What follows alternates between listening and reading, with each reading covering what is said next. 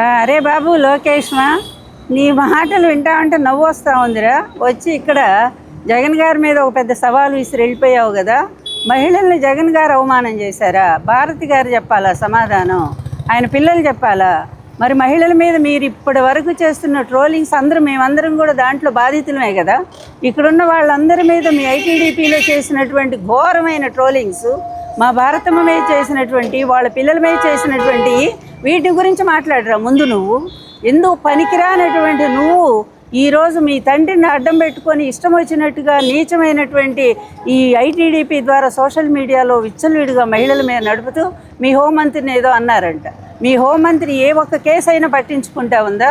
మహిళల మీద ఇన్ని అత్యాచారాలు, ఇన్ని అన్యాయాలు రాష్ట్రంలో ఎప్పుడూ జరగనంత ఘోరంగా నిమిషానికి ఒక రేపు జరుగుతూ ఉందే. మరి అట్లాంటి వాడిని గురించి మీ హోమ్ మినిస్టర్ ఒక్కసారైనా స్పందించారా? దోషుల్ని శిక్షించారా? మీరా నీతులు చెప్పేది జగన్మోహన్ రెడ్డి గారికి? అలాగే నిన్న కాక మొన్న డిఎస్సి గురించి ఏం మాట్లాడుతున్నావు నువ్వు? సిద్ధంగా ఉన్నానని చెప్పావు కదా. మేము వచ్చాం కదా, మహిళలు వచ్చాం, మా నాయకుడు అక్కర్లా. ఈరోజు మేమందరం ఉన్నాము, మేము సమాధానం చెప్తాంరా. మీరు ఇచ్చినటువంటి జీవోలే ఎంత దారుణంగా మీరు మోసం చేశారో. ఎక్కడైనా ఎంట్రన్స్ లేకుండా క్రీడల్లో కూడా ఇస్తారా పోస్టు? నువ్వే చెప్పాలా. అవుట్ సోర్సింగ్లో వాడిని తీసుకెళ్ళి ఫస్ట్ ర్యాంక్ ఇస్తారా ఎవరైనా సరే? ఇట్లాంటి పిచ్చి వ్యవహారాలు, పేపర్ లీక్ అయితే ఆ లీక్ దగ్గర నుంచి కూడా ఇప్పటి వరకు కూడా ఒక్కో డిఎస్సి ఉద్యోగానికి 15 లక్షలు నువ్వు తీసుకున్నావనే మాట వాస్తవము. నీ అన్యాయాల మీద వీటన్నిటి మీద మా నాయకుడు జగన్మోహన్ రెడ్డి గారు మాట్లాడితే, వివరాలతో సహా బయట పెడితే ఒక్కదానికి కూడా సమాధానం చెప్పకుండా అబ్బా కొడుకులు ఇద్దరు బారిపోయారు. కరకట్ట ఇంటికి బారిపోయారో లేదా హైదరాబాద్ ఇంటికి బారిపోయారు. మీ బతుకులే ఇంత. ఏదైనా విషయం వచ్చినప్పుడు సమాధానం చెప్పకుండా దాటేసుకుంటూ పారిపోయేటువంటి మీరు వచ్చి ఇక్కడ సవాలు విసురుతారా? అంత శక్తి నీకుందా అసలు? నువ్వేంటో, నీ పరిస్థితి ఏంటో ఒక్కసారి నువ్వు ఆలోచన చూసుకో. నువ్వు వచ్చిన తర్వాత, అంటే నీ బాబు వచ్చిన తర్వాత పరిపాలనకి ఎంతమంది మీద అఘాయిత్యాలు, అన్యాయాలు జరుగుతున్నాయో, ఎంతమంది మహిళలు ఆత్మహత్యలు చేసుకున్నారో, హత్యలు చేయబడుతున్నారో, వీటన్నిటి మీద ఒక్కసారి విచారణ చేద్దామా? నీకు నిజంగా ధైర్యం ఉంటే ఇక్కడ మీ కరకట్ట కొంపకి మేము 200 మీటర్లో ఉన్నాము, ఇప్పుడు రమ్మంటే మేము రావడానికి సిద్ధంగా ఉన్నాం. ఒరే లోకేష్, సిద్ధంగా ఉన్నాం రా. వచ్చి ఎవరి పరిపాలనలో మహిళలకు న్యాయం జరిగిందో, ఎవరి పరిపాలనలో మహిళలకు అన్యాయం జరిగిందో దీని మీద పూర్తిగా డిస్కషన్ చేయడానికి మేము సిద్ధంగా ఉన్నాం.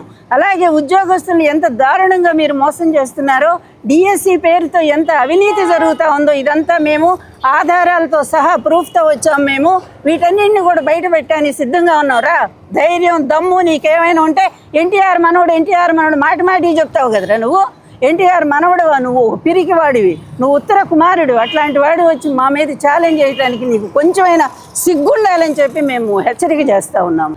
మన కుప్పం అప్పుల అప్పారావు, మన ప్రస్తుత గౌరవ ముఖ్యమంత్రి చంద్రబాబు నాయుడు గారు, మన పాయకరావుపేట పాపమ్మ, మన హోమ్ మినిస్టర్ గారు మంగళపూడి అనిత గారు, అలాగే మన పీపీపీ పిఠాపురం పీఠాధిపతి పవన్ కళ్యాణ్ గారు, అలాగే మంగళగిరి మాలోకం గారు, మన పేపర్ లీకేజ్ నారా లోకేష్ గారు. అసలు ఏంటో వీళ్ళ గురించి వీళ్ళు ఏమనుకుంటారో అర్థం కాదు. కానీ ఇందాక మేము ఆఫీస్లో కూర్చుని టీవీ చూస్తుంటే బ్రేకింగ్ న్యూస్లో చూసామన్నమాట. ఏంటి 200 మీటర్ల దూరంలో ఉన్నాము, అసలు సవాల్ విసురుతున్నాం వైఎస్ జగన్మోహన్ రెడ్డి గారికి.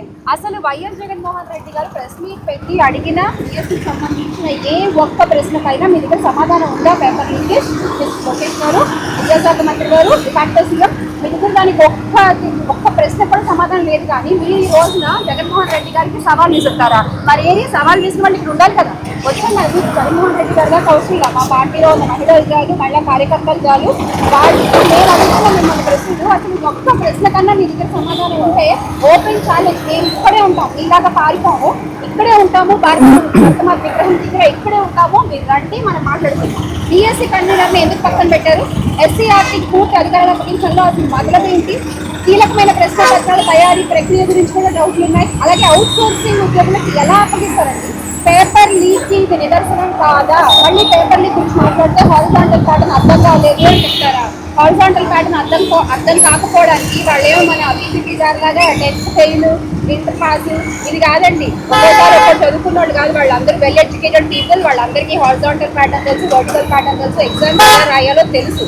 తప్పు వాళ్ళలో లేదు, మీలో ఉంది. మీ ప్యాకేజీల కోసం మీరు అమ్ముడుపోయి మీ ఇష్టం వచ్చినట్టు మెగా డిఎస్సీని దగా డిఎస్సీగా మార్చేసి జగన్మోహన్ రెడ్డి గారు అడిగే ప్రశ్నలకు మీరేమి సమాధానాలు చెప్పకుండా ఈ రోజు మీరు వచ్చి 200 మీటర్ల దూరంలో ఉన్న జగన్మోహన్ రెడ్డి గారు రావాలి అంటే ఆయన దాకా అవసరం. ఇప్పుడు మేము అడుగుతున్నాక చెప్పండి, మేము ఇక్కడే ఉంటాం, రండి మాట్లాడి. ఇవాళ లోకేష్ బాబు గారు చాతగాని ఒక మంత్రిగా మిగిలిపోయింది కాకుండా నిసిగ్గుగా ఈడుకొచ్చి కాలువలకి అసలు కాలువలు ఓపెన్ చేయడానికి నువ్వు ఎందుకు వచ్చావు, నీకు ఏ శాఖ? సరే మేము ఇక్కడికి వచ్చి చూసాము, సవాల్ విసిరాడు కదా, మరి అంత దమ్మున్న నాయకుడు కదా సవాల్ విసిరాడని మేము వస్తే పారిపోయావు. సో పారిపోయే దానికి నువ్వు ఎందుకు సవాల్ విసిరావు? లేదు నీకు నిజంగా అంతగా జగన్మోహన్ రెడ్డి గారి కోసం మాట్లాడతానంటే రండి, ఓపెన్ చేస్తాం, డోర్లు ఓపెన్ చేస్తాం. మీలాగా భయపడే తరం కాదు మాది. కరకట్టకి దగ్గరలోనే ఉన్నాం 200 మీటర్లో. అరే అప్లోడ్ చేసినోడికి ఫస్ట్ ర్యాంక్ ఎందుకు వచ్చిందయ్యా అంటే సమాధానం చెప్పు. చిన్న బిడ్డలకి బుక్స్, లేకపోతే చిన్న బిడ్డలకి బెల్ట్లు, చిన్న బిడ్డలకి షూలు, ఇవి ఎందుకు ఇవ్వలేకపోతున్నావు అంటే దానికి సమాధానం చెప్పు. నువ్వేమో హోంశాఖకి సపోర్ట్ మాట్లాడతావు, ఆమెమో నీకు సపోర్ట్ మాట్లాడుతుంది. ఏంది మీరిద్దరు నాకు అర్థం కావటం లేదు.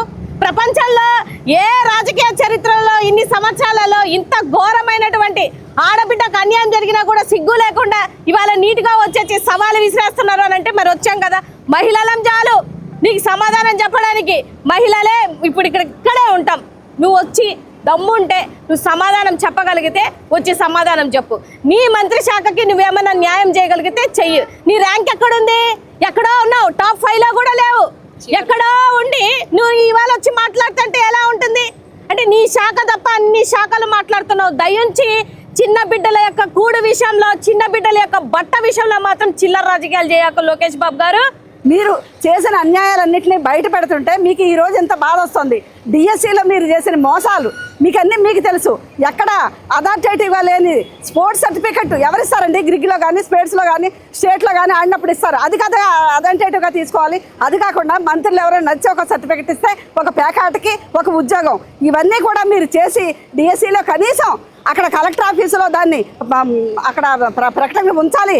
అందులో వచ్చిన వాళ్ళందరికీ కూడా అక్కడ ఒక బోర్డు ఏర్పాటు చేయాలని ఏమన్నా ఉందండి? అది కూడా లేదు. అంటే మీ తప్పులు మీరు కనిపెట్టుకోవడానికి మీరు ప్రతి పోస్టు అమ్ముకున్నారు కాబట్టి దాన్ని ఎక్కడా లేకుండా మాఫీ చేయడానికి చూశారు. ఇంకా అనిత గారి మాటలు, ఒక మహిళగా ఆవిడ మాట్లాడే మాటలు, ఆవిడ ఏదో అనేసారంటున్నారు మేకప్ గురించి. మరి రోజా మేడం గారి గురించి ఎన్ని మాటలు మాట్లాడారండి? బండారు సత్యనారాయణ గారు మాట్లాడిన మాటలు ఎలాంటి మాట? అప్పుడు మీకు ఎవరికి బాధలు రాలేదా? లోకేష్ గారు మీరు సవాళ్ళు విసురుతున్నారు కదా జగన్మోహన్ రెడ్డి గారికి. జగన్మోహన్ రెడ్డి గారి దాకా అవసరం లేదు. మహిళలు మేము వచ్చాం, మేము అడిగిన ప్రశ్నలకు సమాధానం చెప్పండి. పిల్లలకి యూనిఫామ్స్ అన్నారు, యూనిఫామ్ ఇచ్చారు కానీ షూస్ ఇవ్వలేదు. బుక్స్ అన్నారు, టెక్స్ట్ బుక్స్ ఇచ్చారు కానీ నోట్ బుక్స్లు ఇవ్వలేదు. సవాళ్ళు అనేవి అలాంటి వాటిలో తీసుకోండి, వాటిని పిల్లలకి ఎలా అందించాలి అనే దాంట్లో మీ బుద్ధి అనేది చూపించండి. అంతేగాని సవాళ్ళు విసరటం మాకు కూడా వచ్చు. ఇప్పుడు అనిత గారి విషయం వస్తే మేమేం మాట్లాడుతున్నాం? అమ్మా అనిత గారు, మీ మేకప్ మీద ఉన్న శ్రద్ధ కాస్త సమాజం మీద పెట్టండి అని చెప్పి అడుగుతున్నాం. దాన్ని వక్రీకరించి మాట్లాడుకుని మీ ఇష్టం వచ్చినట్టుగా దీక్షలకి ధర్నాలకి దిగారు నిన్న.